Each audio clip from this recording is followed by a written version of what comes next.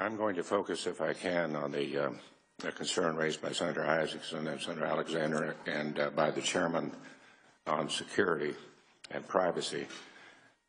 We have a law, the Federal Information Security Management Act, FISMA. Everything has to have an acronym. This is FISMA. And it requires each agency to appoint a chief security officer to sign off on the security of government web systems to ensure Americans' private, financial, and identifying information is protected, and that's a big issue.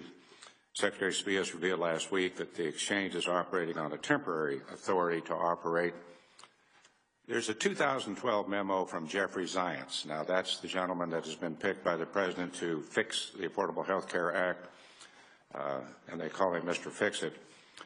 While head of OMB, he stated clearly that OMB does not recognize interim authority to operate for security authorizations. My first question is, why was the exchange allowed to go operational without the apparent clearance required by the Office of Management and Budget? So I'm going to go on and just, think about that a minute. And I don't like to do this, but, time is limited. Again, as part of the FISMA security assessment, an independent testing organization must perform a risk analysis of the security of the system.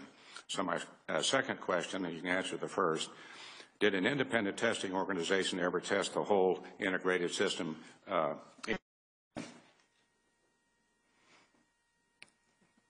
sorry to ask you two questions. That's all right.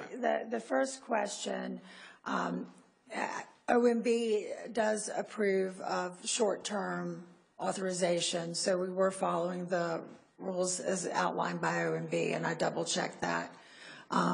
The second one is, yes, we are FISMA and NIST compliant, and we did use an independent security firm. That would be MITRE, who actually did the work and did the testing. And the only piece that was not complete, which is the piece I've talked about before, is we could not test in a live environment until October 1, which is the reason we went with the short-term authority, because the testing will continue this month and next month as we do the software upgrades, and it'll be tested in a live environment. Well,